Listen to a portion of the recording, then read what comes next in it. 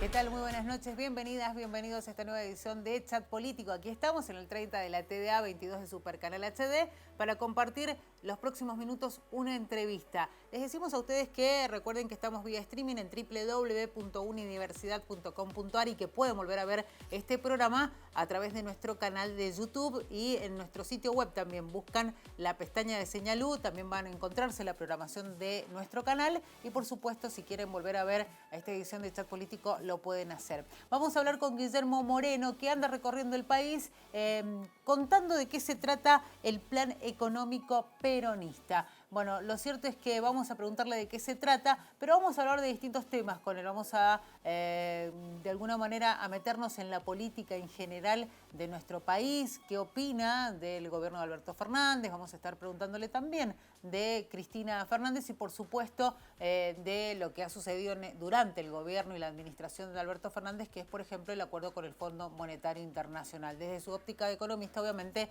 nos estará respondiendo. Les decimos a ustedes que se queden ahí del otro lado porque terminamos de prepararnos y arrancamos con la nota con Guillermo Moreno. Vamos a la pausa, ya regresamos.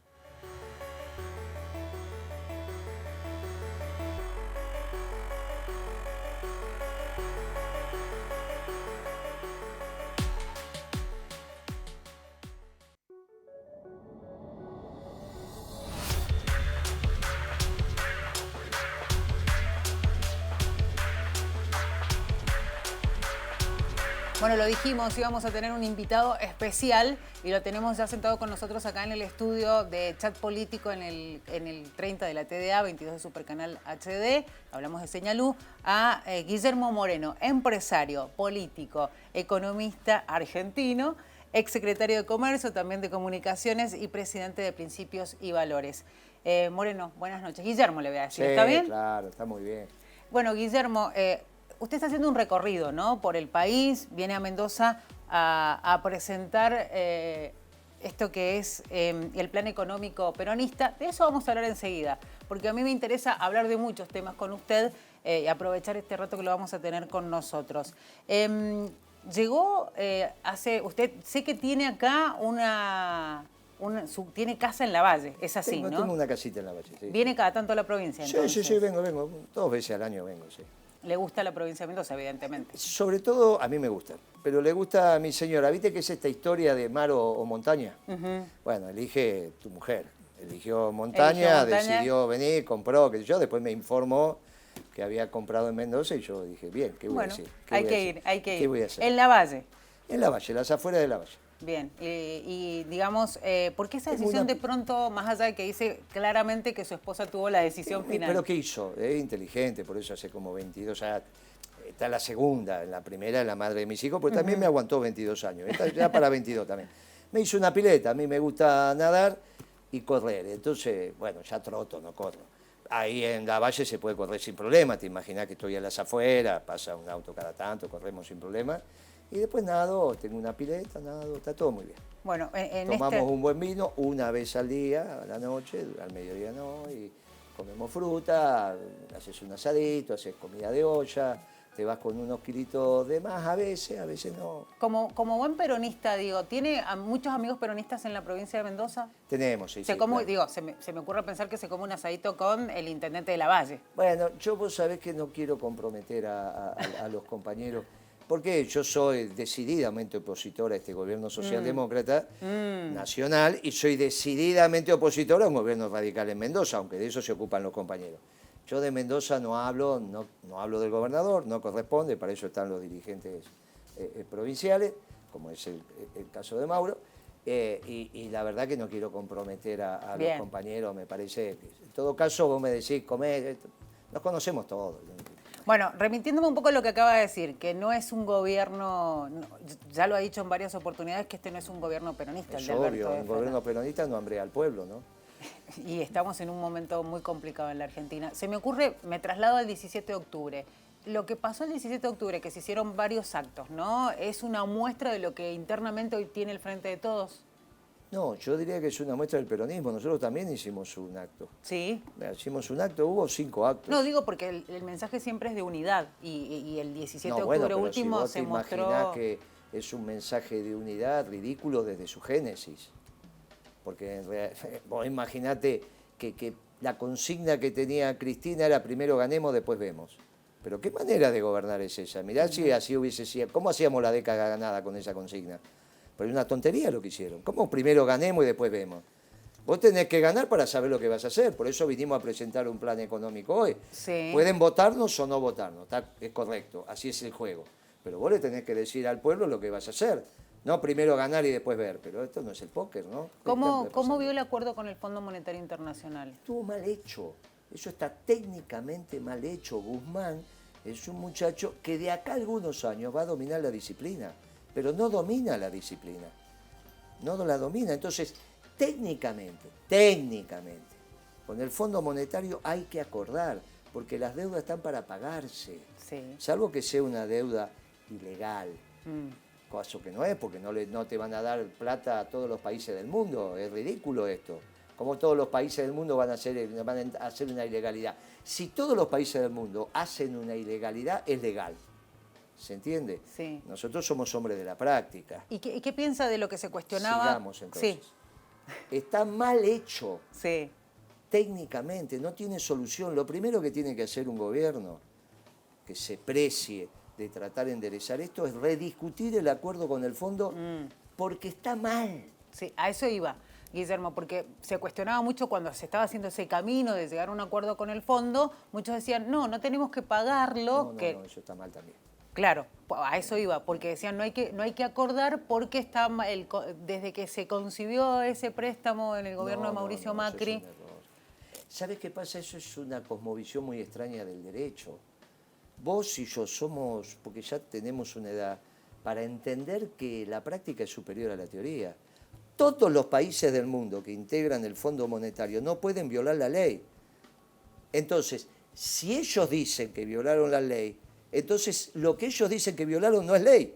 Porque si todos están en contra, claro, no podría ser ley, porque hay un problema de praxis. El derecho, al margen de algunas conceptualizaciones que tienen que ver con el orden natural, también tienen que ver con el status quo y el poder. Te guste o no te guste, te guste o no te guste. Por eso existen los principios axiomáticos de la revolución. ¿Qué son los principios axiomáticos de la revolución? Los que destruyen el status quo. ¿De qué? De lo anterior, antes de la revolución. Pero es obvio, las etapas de la revolución, lo primero, cuando se institucionaliza la revolución, te guste o no te guste la revolución. Sí. ¿Está bien? Podés no gustarte la Revolución de Mayo, podés no gustarte la Declaración de la Independencia. Macri dijo, uy, qué angustia que tenían ustedes el día que declararon la independencia, una cosa insoportable escucharlo. Pero puede no gustarte la independencia, y él quería seguir siendo monárquico para no... Bueno, está perfecto, pero una vez que haces la revolución y la institucionalizás, empezás con la Constitución. Si te da la capacidad organizativa para determinar una constitución. Por eso, no puede ser que todos los países hayan violado la ley, porque entonces no existía esa ley, por un problema de ordenamiento lógico de qué es la ley. No estamos hablando de la ley divina, estamos hablando de la ley de los hombres, por lo tanto, todos los hombres no pueden violar la ley al mismo tiempo, esa ley no existe. Tal cual. Entonces, bueno, a menos que me digan algunas corrientes del derecho que no importa la práctica, sino la construcción desde el razonamiento lógico. No, eso es otra tontería, eso no tiene nada que ver con cómo se construye la vida. Por lo tanto, al Fondo Monetario hay que pagarle. Sí. Ahora, hay que pagarle con un acuerdo técnicamente bien hecho. Nosotros somos de, bueno, digo nosotros, yo soy mucho más grande que vos, pero había un viejo dicho en la Argentina, cuando el Papa, cada tanto, hablaba de la Argentina, en los diarios salía, bueno, el Papa habló de la Argentina, no este Papa, estoy hablando de... Sí. Entonces decía, cada tanto el Papa hablaba de la Argentina. Y entonces decía, bueno, en realidad el Papa habla de la Argentina porque es lo que le informó el obispado argentino. Claro. El Papa que puede saber de la Argentina más allá de ideas generales, salvo Bergoglio. Pero no estoy hablando de este Papa. Con el Fondo Monetario pasa lo mismo. ¿Qué puede saber el Fondo Monetario de la economía argentina? Sabe generalidades, sabe variedades. Y lo que le informan, obviamente. Muy bien. Si es lo que lo informan y sobre eso se hizo el acuerdo, es lo que llevó Guzmán. Lo que llevó Guzmán está técnicamente mal hecho. Por lo tanto, hay que sentarse con el fondo y decir, mire, lamentablemente Guzmán se equivocó acá. Vamos a hacer esto bien y nos vamos a poner de acuerdo. Pero lo primero que tenés que hacer es renegociar algo que técnicamente, mira, vamos a operar, che, hay que operarlo del corazón. Y vos entrás, te dices, ¿no quiere asistir a una operación del corazón? ¿Cómo no? Te pones, suponete que te guste, vas, te pones, te hacen todo lo que te digan, entras al quirófano y lo ves al paciente boca abajo. Y vos decís, ¿de dónde lo van a operar? Del corazón. ¿Pero por dónde entran? No, nosotros operamos así. Corremos los pulmones, entramos por... Dice, mire, muchacho, me parece que así se van no a... es. Ay, bueno, lo mismo es con este acuerdo con el fondo. Así no es. Está mal hecho. Hay que acordar. No es culpa del fondo, porque ¿qué puede saber el Fondo de la Economía Argentina? Al Fondo Monetario fue lo que el de la Argentina fue. Vino del fondo finalmente lo que fue. Fue al fondo una propuesta argentina mal hecha, la tomaron y vino de allá un acuerdo para firmar técnicamente mal hecho. ¿Podía saber Alberto de esto? No, ¿qué puede saber Alberto? No tiene el beneficio de la ignorancia. El problema fue Guzmán. Pero bueno, a lo hecho pecho, hay que reformularlo y hacerlo bien técnicamente. Y después vos sabés cómo el país empieza a crecer. Y el que hoy por hoy tiene, digamos, la tarea de llevar adelante, sobre todo esto de cumplir con lo del fondo, es Massa. Y va a fracasar. Si está mal hecho técnicamente y quiere cumplir algo, es como decir, no, nosotros operamos así. Entonces empiezan, ven dónde está la columna vertebral, empiezan con el bisturí, corren los pulmones. Bueno, a los 10 minutos el paciente se murió, ¿no? Bueno, esto te va a pasar lo mismo. Tiempo más, Massa fracasó. Mientras quiera cumplir este acuerdo mal hecho, Massa fracasa, ya fracasó. Guillermo igual... fracasó a su vez porque mintió, le mintió al pueblo argentino. No, pero vos ahora te vas a dar cuenta por qué mintió. La Argentina, si querés contestar, ¿no?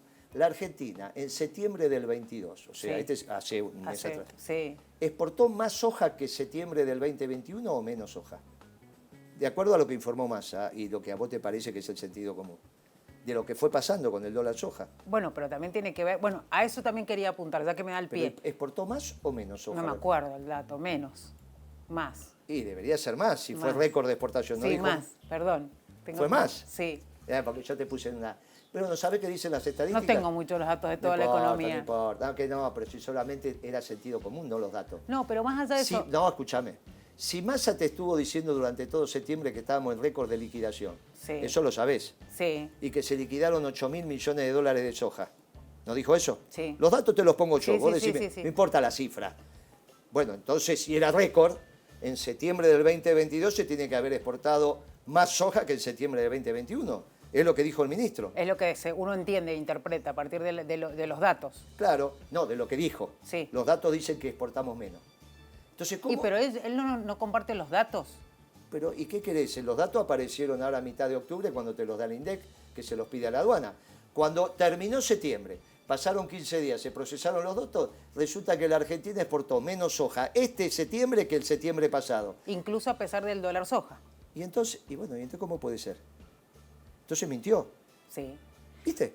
Ahora, ¿qué hizo? ¿La plata está? Sí. ¿Quién la puso? La cerealera. ¿Porque exportaron soja? No, porque te prestaron. ¿Alguien te dijo a vos que la cerealera, las 7 hermanas, le habían prestado dólares al gobierno? No. Bueno, ahora te lo digo yo, esa es la verdad. Porque lo acaba de decir esta semana el presidente de la Cámara que agrupa a las cerealeras. ¿Y por qué lo tuvo que decir? Porque se lo exigió un diario. ¿Qué diario? El diario La Nación.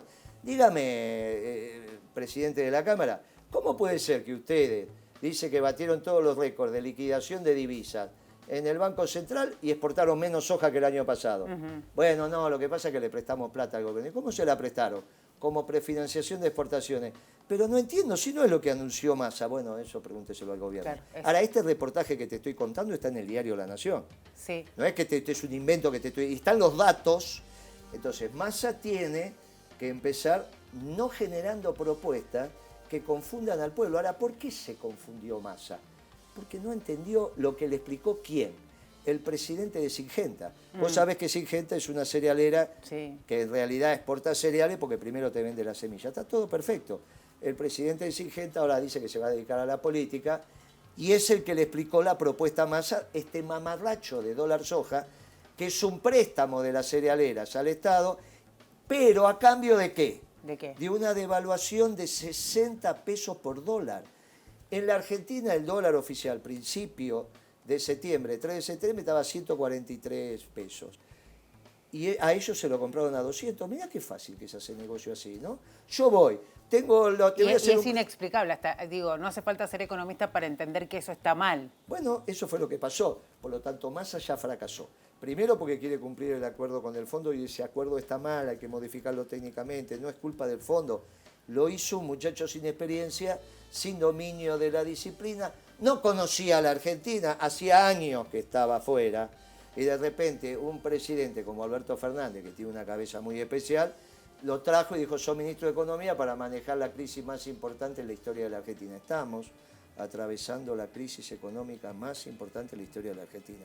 Esto es mucho más importante que el 89 y mucho más importante que el 2001. Es muchísimo más grave porque son las dos al mismo tiempo y en el mismo lugar. Esto es peor que Alfonsín y De la Rúa juntos. Mirá que hay que aguantar. Mire que me está asustando, Guillermo. Vamos a ir una... Bueno, che, no, está bien. Mendocina se va a asustar. Si vine para darte esperanza. Pero ¿a qué? Bueno, a eso quiero apuntar, pero después... ¿Vos preferís que te mienta? No, me Primero parece te muy cuento bueno la eso. verdad. Sí. Y después te digo cómo se soluciona. Bueno. Pero si no sabes la verdad... Difícilmente vamos a encontrarle la solución. La verdad te hará libre. Seguro, seguro. Bien. Guillermo, vamos a ir a una pausa y vamos a seguir hablando porque me parece, nos metimos mucho en lo económico, es interesante, pero también quiero hablar un poco más de lo político, que tiene que ver con lo económico. De lo que querés, y yo soy un sometido. Bueno, no diga eso, no diga eso. Estamos con Guillermo Moreno, estamos aquí en Chat Político, ya regresamos.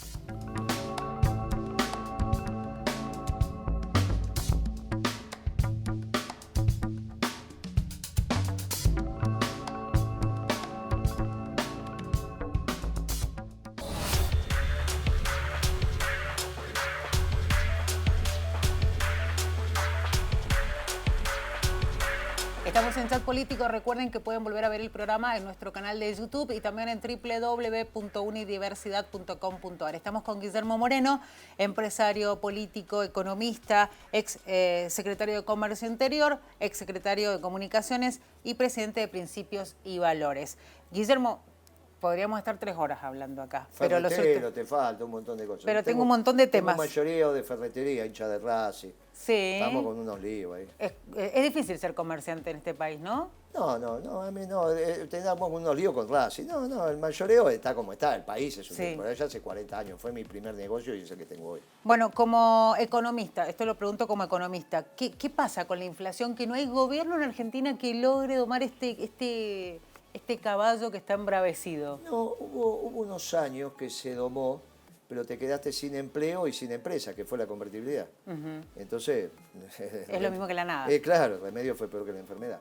No, mira, es cierto que en nuestro gobierno la inflación fue alta, pero era del 10, 8, 9, 11% anual, eso de que el INDEC mentía. Todo. Yo le ofrecí el debate a todo el mundo para que me explicaran que mentía, ninguno lo aceptó. Ninguno lo aceptó. Equipos técnicos estamos hablando, ¿no? Vos imaginate que el INDEC tiene 1.500 personas trabajando todos los días de Dios. ¿Cómo haces para juntar 1.500 personas para mentir? Lo que dicen eso, obviamente cuando la oposición decía eso es en la arena política, pero de ahí a pensar que eso fue verdad, no. En ese momento la inflación, ¿por qué digo que la inflación del 9-10% era alta? Porque la inflación en el mundo era 2-3%. Claro. Entonces teníamos una inflación alta. Ahora, una cosa es tener 9-10% anual y otra cosa es tener el 100% o el 60% como Macri. Eso ya es un mamarracho total, eso es un disparate. Cuando vos tenés la inflación tan alta, ya no tenés cálculo empresarial, porque vendés y no sabés a qué precio reponés, no sabés si ganaste plata, no podés hacer un flujo de caja. Vos tenés que hacer un plan de actividad, voy a comprar esto, voy a producirlo, voy a hacer esto. Este es un plan de actividad. Después tenés que hacer un flujo de caja, voy a cobrar, este cheque lo voy a dar. Con esta desproporción de inflación, nunca terminás sabiendo si ganaste o perdiste plata. Vos ahora metés la mano en la cartera y decís, ay, tengo 5 billetes de 1.000, parece un montón de plata, entraste en la primera carnicería de verdulería, no te quedaste sin plata. ¿Quién gana y quién pierde cuando hay una inflación? Bueno, está claro que los ingresos fijos son los primeros que pierden. Pierden los trabajadores. Por eso es un impuesto espantoso, por eso el gobierno peronista... ¿Por qué recreé la Secretaría de Comercio? Yo estaba lo más cómodo en comunicaciones, me divertí, hicimos el satélite, Macri no pagaba, le digo, ¿vas a pagar, Macri? No, bueno, listo, entonces cortamos el contrato. Si vos le pedís que haga el servicio y tiene que pagar un cano, se pasó no sé cuántos años sin pagar hasta que llegué yo. Cuando llamé yo, lo llamé y le dije, ¿vas a pagar o no vas a pagar? Como hace cualquier... Che, te debe plata, ¿vas a pagar o no? Que sí, que no, bueno, listo. La próxima, de acá a un mes nos vemos. ¿Vas a pagar o no? Se lo pregunté 3 veces. ¿Qué contestó Macri? Que no. ¿Viste? ¿Y entonces qué pasó? cortamos el contrato y se acabó la historia. Rescindimos el contrato técnicamente. Sí. Después, la verdad que fue un momento muy divertido, muy bien, con mucha pasión, mucho patriotismo. Después fui comercio. ¿Por qué tengo que recrear la Secretaría de Comercio? Para el 2005, Cavallo ya tenía, Lavagna ya tenía una inflación del 12.5 y eso ya empezaba a ser alto. Entonces recreamos la Secretaría de Comercio.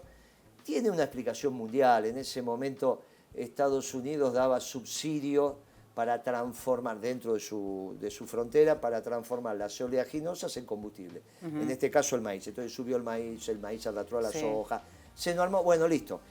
Ese precio internacional tenía que entrar en la Argentina, sí, pero en su medida y armoniosamente, y para eso hicimos los acuerdos de precio.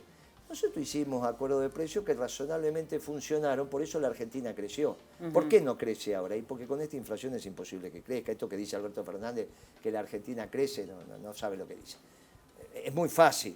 Si el PBI hoy en la Argentina, pesos más, pesos menos, son 90 billones, 90 y 12 ceros. Sí. Si vos dividido 150 te da 600 mil millones de dólares para homogenizar en dólares. Pero si lo dividís en contado con liqui, que son 300, 307, 308, te da 300 mil millones de dólares. ¿Dónde está el crecimiento? Claro. Lo que están diciendo es cualquier tontería, pero eso es para otro debate. Lo nuestro funcionó, nosotros hacíamos administración de comercio, fijábamos la pauta inflacionaria para el año, 8% para los productos masivos. Vos eras Quilmes. Entonces, Quilmes tiene cervezas masivas, cerveza que compra la clase media alta, que es selectiva. Más premium, digamos. Selectivas y premium. Premium, sí. Entonces, vos a una empresa la agarrás y decís, che, decime de tu canasta, ¿qué es lo que compra la muchacha? Entras a una carnicería. Vamos, a la que tú compras, vos compras la carne. Entonces yo, che, ¿qué come la muchachada? ¿Lomo o falda? O asado. Y vos decís, asado, dice. Carne picada, masivo. Sí. La cuadrada, ¿es masiva, selectiva o premium? Bueno, decime la carne premium, los cortes premium. Y vos vas a decir, lomo, cuadril, bueno, listo. Entonces, es muy sencillo. Vos le agarrás a Arcor y le decís, dividime, tiene X cantidad de Tiene un montón para elegir. Muy bien. Entonces le decís, mirá, vos vas a ser, vos sos Pagani. No, decís, bueno, Pagani, mirá, me agarrás una cantidad de productos que son masivo, selectivo y premium. El premium va a tener 16, 18 en el año, el selectivo va a tener 12, el masivo va a tener 7, 8. Listo, listo. Él me trae la propuesta. Bueno, vamos a ver si está bien. Che, Alfredo Coto, vení. Decime si esto de Arcor está bien. Estos son productos masivos, estos son selectivos, estos... Sí, me parece que está bien. Agarrás otro... Bueno, listo, lo autorizamos. Cuando viene Pagani, en el año te aumenta un 8% lo masivo. ¿Qué es lo que vos comés? Vos por ahí comés alguito selectivo, pero premium no vas a comer nada. Porque no nos da el ingreso para... Bueno, no sé, vos por ahí tenés ingresos, sos mujer de fortuna, no me quiero meter. Pero entendiendo este trabajo tuyo, no vas a hacer... El común de la gente no tiene acceso. Sí, no tiene, bueno, obviamente, el común de la gente no es premium. Por eso, fíjate que nosotros decíamos cuánto era la inflación y nunca se quejaba la Universidad del SEMA, que era Carlos Rodríguez, el rector, porque ellos calculaban otra inflación, pero no decían que era la ley INDEC, decían que era la ley de la canasta de ejecutivos. Entonces los ejecutivos tienen otro consumo. Obvio. Muy bien, pero entonces yo a eso les daba 18. ¿Cuánto daba la de USEMA, o sea, Universidad del SEMA? Y daba 18, 20, 21, 19, 17, de acuerdo al año. Y coincidía perfectamente con lo que yo le daba a las empresas. Por eso pudieron crecer, podían planificar, entendían. El salario crecía, porque vos lo hacés crecer en función de la inflación que tiene la canasta de consumo masivo, pero a su vez, que es la que consumen los trabajadores, pero la empresa también recibía unos puntitos más por los premios, entonces podía pagar más. Entonces llegamos a una distribución del ingreso. Era más equilibrado, digamos. Más, pero no. Los trabajadores se llevaron a llevar el 50% del PBI. Ahora se están llevando menos del 40%. Por eso este gobierno no es peronista. Está hambreando al pueblo y los trabajadores trabajan y son pobres. Hay un montón de trabajos, incluso en este estudio, porque les veo la cara, que deben cobrar al fin de mes y están dentro de la línea de la pobreza. Bueno, hay un alto porcentaje de argentinos que están trabajando en blanco y están debajo de la línea de pobreza. Bueno, lo dice el mismo INDEC también. Bueno, entonces no puede ser un gobierno peronista. Y no, difícilmente uno deba sentir que es así. Bueno, ¿viste? Para eso vine a Mendoza, para explicarle. Eso. Muy bien. Vos imaginate una familia pobre de Mendoza, el papá, la mamá, los chicos, y entonces el gobierno de Macri. El papá le dice a la familia, en la mesa familiar, cocinando lo que le dan un bolsón de comida y todo eso, bueno, papá, comemos siempre lo mismo, ¿qué es lo que pasa? No te aflija, está Macri en el gobierno, pero ahora va a venir un gobierno peronista y vamos a volver a comer. Porque voy a tener trabajo, voy a comprar lo que nos gusta, mamá va a cocinar, y resulta que viene lo que se dice un gobierno peronista y hambrea más al pueblo. La frase de la heladera llena que nunca se llenó. No, pero ni eso ni nada. Porque un gobierno socialdemócrata como el de esto es Alfonsín y de la Rúa juntos, imagínate el desastre que tenemos. Los dos juntitos tomando decisiones, Alfonsín y de la Rúa. Se estarán enojando los radicales, ¿no? Esto que en Mendoza hay un montón de radicales, te va a quedar la cabeza así por haberme invitado. Bueno, pero vos te la aguantás, para eso te la aguantás, para eso es así la vida. Somos, digamos que la idea del canal es tener todas las voces y me parece muy bueno que tenerlo acá en el estudio. Yo no digo que está mal lo que hacemos, digo cómo te va a doler la cabeza ahora que están viendo el programa. ¿Sí? Bueno, Guillermo pregunta, hemos hablado mucho de la economía y me parece que está muy bueno, pero queríamos hablarte un poco queríamos que habláramos de lo que está pasando a nivel político, porque bueno, estuvimos con el tema del presupuesto hace algunos días y los analistas políticos decían, está divorciada la clase política de lo que le está sucediendo a la sociedad argentina. Vos sos un político. ¿Qué opinás? Yo soy un político, soy un militante político, tengo un mayoreo de ferretería y lo administro, tengo una consultora, yo camino la calle, no soy un político lo típico, yo hice mi vida, vivo de mi plata, trabajé en el sector público porque me lo pidieron para ser secretario de Comunicaciones por 60 días, me quedé 12 años con los currículum que vos contaste. Sí, tal cual. Pero no podés decir que soy un hombre, yo vivo de lo mío, hice lo mío y sigo haciendo lo mío. Entonces no estoy alejado de lo que pasa. Yo tengo 60 proveedores y 600 clientes, con los cuales hablo toda la semana. Sé lo que pasa en la calle. Mi esposa es escribana, esta es la segunda, ¿no? Es escribana, sabemos lo que pasa en el mercado inmobiliario, sabemos lo que pasa sabemos, las conversaciones familiares las tenemos. Nosotros vinimos a Mendoza a decirle al pueblo mendocino y sobre todo a los humildes que cuando hay una política económica peronista las empresas ganan plata y los trabajadores mejoran mucho su ingreso. Que el gobierno está disociado de la sociedad, no hay duda, en general la clase política. Peleados entre ellos y disociados. Pero no porque discuten el presupuesto, sino porque están discutiendo si las paso sí, las paso no, y aparte que si tenemos este problema con la justicia, que si no lo tenemos, miren muchachos, lo que le molesta al pueblo es no tener trabajo y tener hambre. Y eso hay que solucionarlo. Ahora, mientras Massa sea ministro de Economía y esto se extienda, la realidad cada vez es más cruel, porque el hambre aprieta, y esto lo sabes vos. Ahora, el problema también de Massa, ministro de Economía, es para Macri y es para los radicales. ¿Por qué? Y porque está haciendo lo mismo que ellos. Sino que si está un economista acá, radical, o si está un economista del PRO, la semana que viene, la próxima, que te explique cuál sería la diferencia. ¿Quién es el segundo de Massa? ¿No lo pusieron a Rubinstein? Y Rubinstein no es un hombre de Cambiemos, no es un hombre de esa alianza, se llame Junto Cambiemos, no importa. No es un hombre de esa alianza, por eso yo hablo mal de la política económica de Massa y Cambiemos no, porque está un hombre de ellos, que es Rubinstein, ¿viste? Ahora, cuanto más dure Massa, el problema no es solo para el Frente de Todos, sino para Macri. ¿Qué política económica va a hacer Macri si no es la de Massa? ¿Qué política económica va a hacer Lustó si no es la de Massa? O Teta si no es la de Massa. Teta dice, no, vamos a hacer un acuerdo con Brasil por el real y tener una moneda. Pero, ¿qué dice Teta?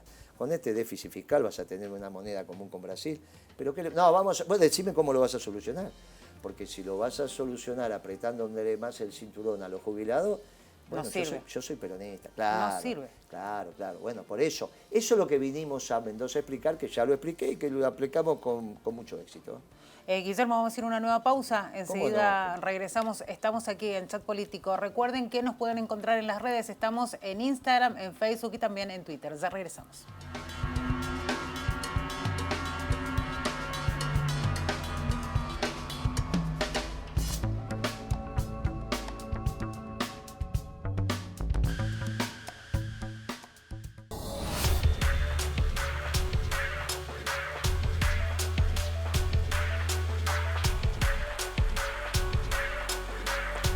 En Chat Político, estamos en el 30 de la TDA con Guillermo Moreno, empresario, político, economista, ex secretario de Comunicaciones, de Comercio y presidente de Principios y Valores. Hay muchas preguntas para hacerle. Bueno, yo creo que durante los bloques anteriores ya de alguna manera me has mostrado la opinión que tenés de Mauricio Macri, pero Vos decías, no se puede escuchar Macri, y me imagino que no lo leíste, digo, por los libros. Bueno, no. Perdón, ya te estoy tuteando. No, está perfecto. Conozco el pensamiento de Macri, no es necesario leerlo. Ya sabés cómo son. Es como leer el pensamiento de Melconian. ¿Cómo no vas a saber lo que piensa? ¿Qué pensás de que él en cada presentación que hace habla mucho de aerolíneas y dice que hay que privatizarla? Que lo primero que haría si volviera a ser presidente sería eso. No sé qué significa, porque yo no tengo ningún problema. El problema no es privatizarla. ¿Quién va a ser el dueño? Yo no tengo... el peronismo. No somos marxistas.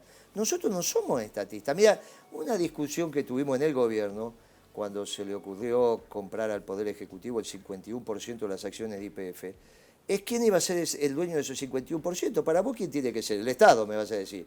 Para mí no, para mí tiene que ser el movimiento obrero organizado. El peronismo es un gobierno esclavo de un pueblo libre. Que sean privadas no tengo problema. Ahora, privado implica también que puede ser del movimiento obrero organizado. Claro. Privado significa que no es estatal. Para estatal está Kicillof, están los marxistas, no estamos los peronistas. Yo no tengo ningún problema. Ahora, si él piensa que privatizar es que esté en manos de lo que él llama el sector empresarial, es un problema, porque los empresarios no son un sector. El empresario es ejercer la actividad de organización de la producción.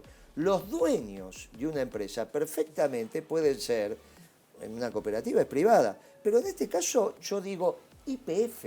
¿Qué haría con el 51% de las acciones de YPF que tiene el Estado? ¿Sabes cuál es el problema? Y por eso se equivocó Cristina y se equivoca Kicillof. Porque si YPF está en manos del Estado, vos se la podés volver a dejar a Macri si gana las elecciones, como pasó.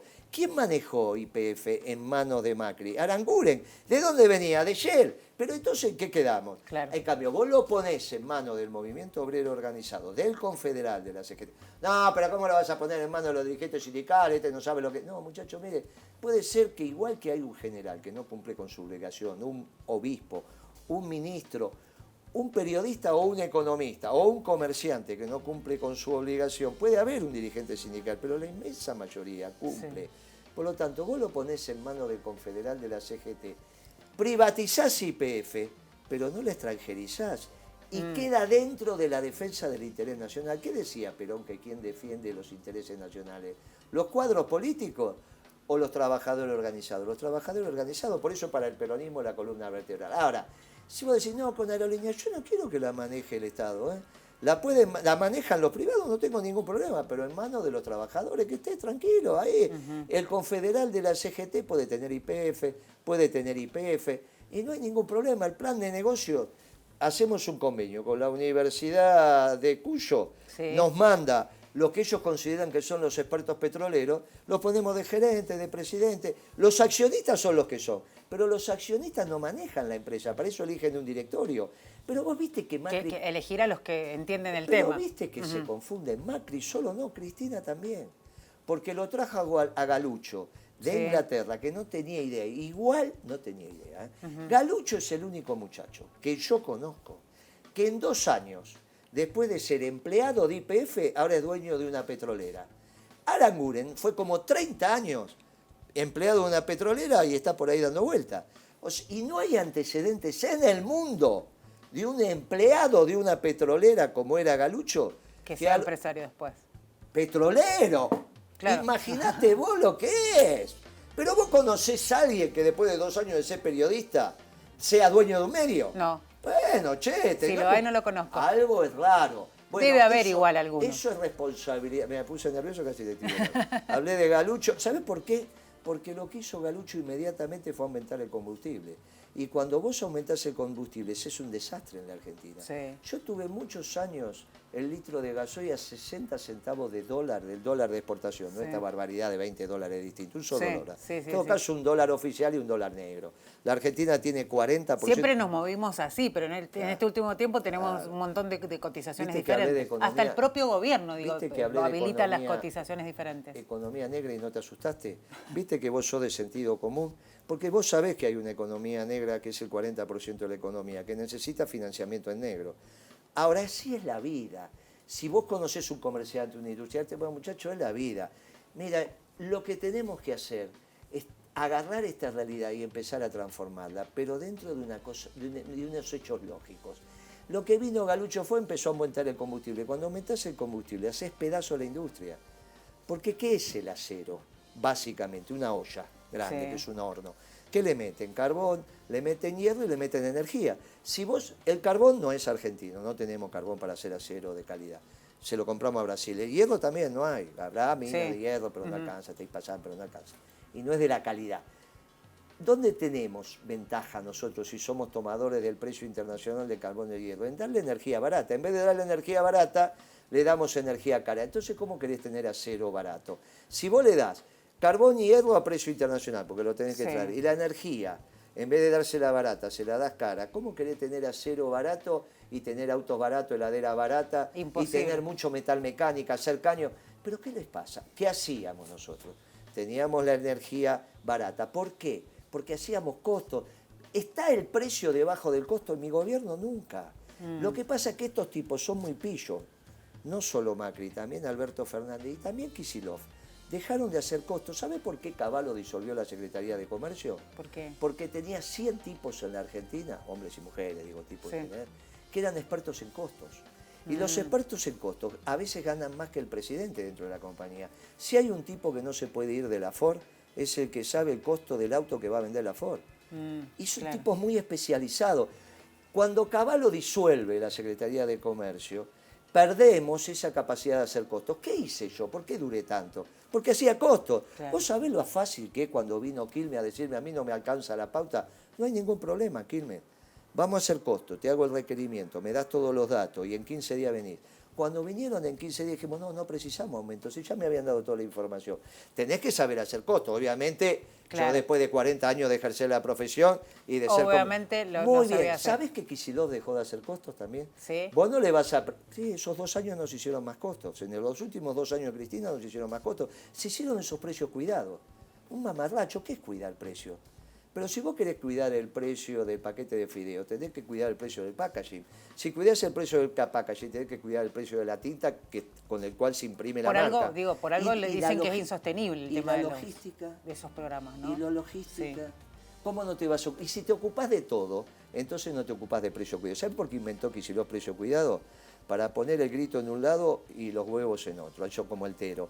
Mirá, de lo mismo que hizo con la devaluación. Yo le dije a Kicillof, así como te estoy mirando a vos, así. Yo estaba sentado en mi sillón, estaba sentado en un sillón de 3 cuerpos que tenía en mi despacho. Le dije, mira, pibe, no devalúes, ¿eh? Me dijo Galucho que vas a devaluar. No devalúes, te vas a poner la economía de sombrero.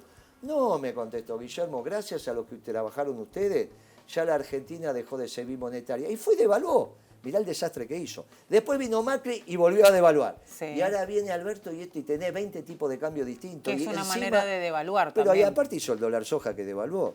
Pero muchachos, eso... No, y además uno si ve el comportamiento del dólar oficial, de a poquito va variando el valor. ¿Sabés qué pasa?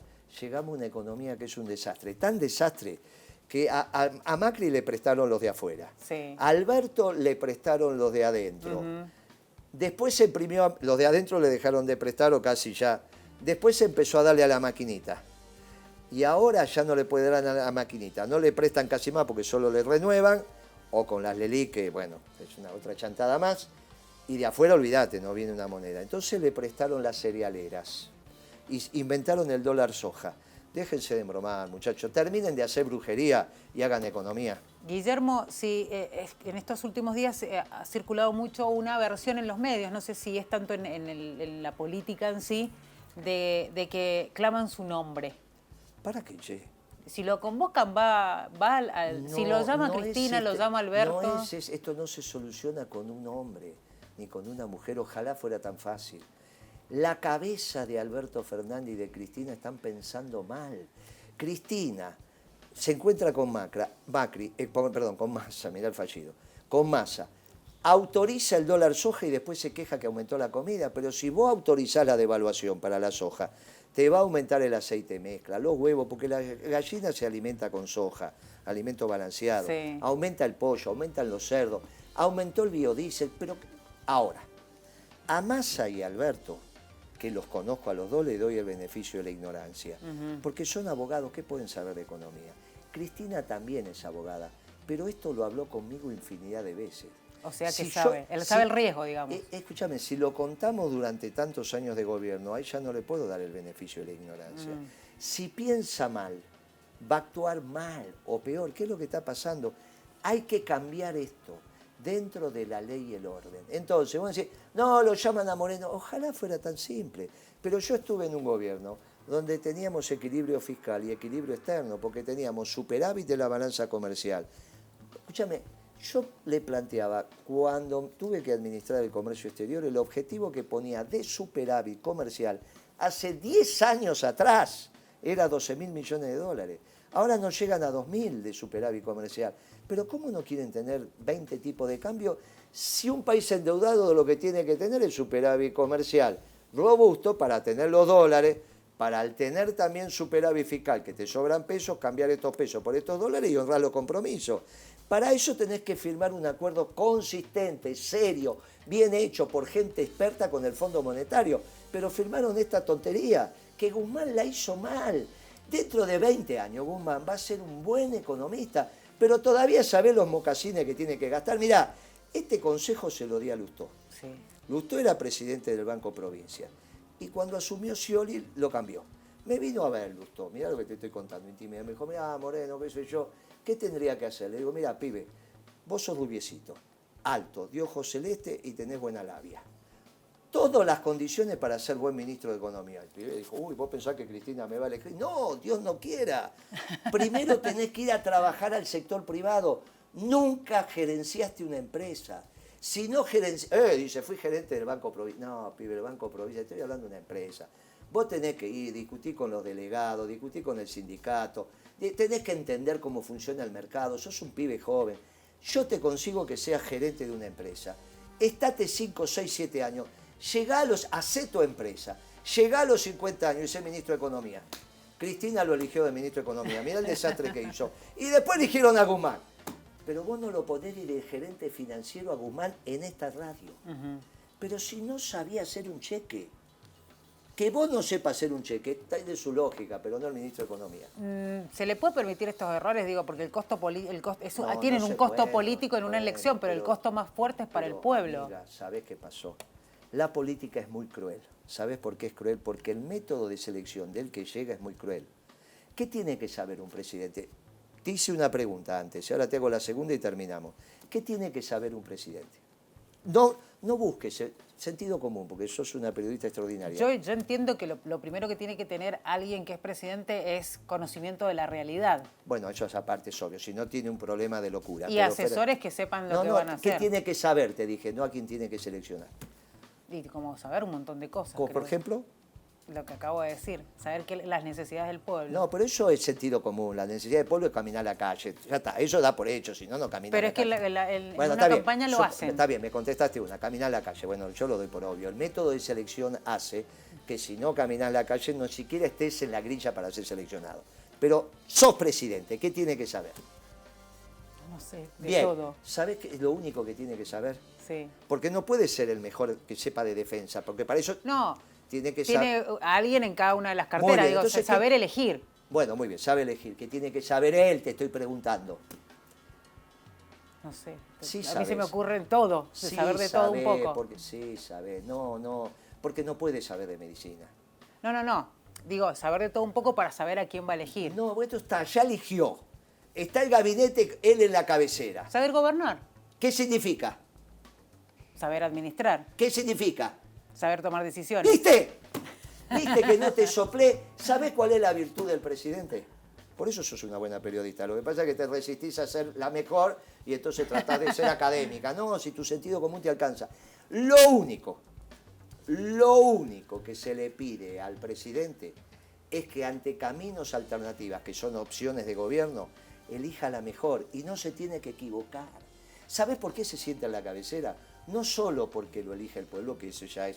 Se sienta en la cabecera y tiene respeto porque no se tiene que equivocar. ¿Por qué no se tiene que equivocar? Porque es un don que Dios le dio. No hay una ciencia que explique por qué un hombre toma buenas decisiones y otras malas. Es la virtud que Dios le dio. A ese es el don. Y por eso el proceso de selección es tan cruel. Porque vos no sabés acá quién es el que sabe tomar decisiones. La práctica te va llevando. Sí. ¿Qué pasó con Alberto Fernández? No pasó el método de selección. Vino Cristina y en una actitud irresponsable, en la soledad de su casa, sin preguntarle a nadie, dijo, este es presidente, y comprometió el patrimonio tuyo, el mío y de todo el pueblo argentino. ¿La culpa la tiene Cristina entonces? Pero lógico, es una irresponsabilidad. Nadie le pidió que tomara una decisión en soledad. Y eligió el peor, pero eso ya lo dije el día que lo eligió. Ahora el problema es que Cristina, si no pide perdón, Cristina, pedí perdón, no me lo tiene que pedir a mí. Al pueblo, por el error, no. Porque cuando vos pedís perdón, de verdad pedís perdón, cambiás la conducta. Cristina, el problema que tiene al no pedir perdón, que no va a cambiar la conducta y va a seguir tomando decisiones irresponsables en soledad. Por lo tanto, hay que dar vuelta a la página. Lo lamento, pero hay que dar vuelta a la página. Si no, de acá no salimos mal. Cortito porque ya tenemos que cerrar y me están pidiendo que cortemos ya. Guillermo, vos, bueno, lo acabas de decir, Cristina tiene que pedir perdón. ¿Es el fin de Cristina? Digo, porque incluso en las encuestas... Políticamente ya está. Pero ya cometió un error garrafal. Y tienen que dar la vuelta a la página antes de que se convierta en Alan García, repudiado por su pueblo. Hubo dos Alan García. El Alan García, que cuando yo era Juventud Peronista le decíamos a Alfonsín, era Alfonsín el que gobernaba, ay patria querida, queremos un presidente como Alan García, y después hubo, año 84, 85, y después hubo otro Alan García que fue repudiado por su pueblo. ¿Qué pensás que piensan los jubilados de Cristina? Querida, si tienen hambre, y si tienen hambre. Entonces, antes de que termine de cristalizarse el repudio del pueblo a Cristina por hacerle pasar hambre, tenemos que dar vuelta a la página. Y se lo digo sobre todo a los que han dicho, mire muchachos, termínenla, porque va a terminar peor que Alan García. Guillermo, muchísimas gracias. En términos gracias. políticos, no estoy hablando. Sí, obviamente. Guillermo, muchísimas gracias. No, gracias a vos, me encantó la entrevista, qué divertida. Y divertida también para nosotros. Será hasta cualquier momento éxitos para lo que se viene. Bueno, y para el 2023. Para el éxito es solamente votar peronismo, y es tan fácil votar peronismo. Bueno, esperamos tenerlo de nuevo pronto en el estudio. Sabemos que a la provincia de Mendoza viene seguido. Muchas gracias. Gracias. Así pasaba Guillermo Moreno, empresario político economista, ex secretario de Comercio y también presidente de Principios y Valores. Nosotros les decimos a ustedes que se queden ahí del otro lado. Seguimos con la programación de Señalú. Será hasta la próxima.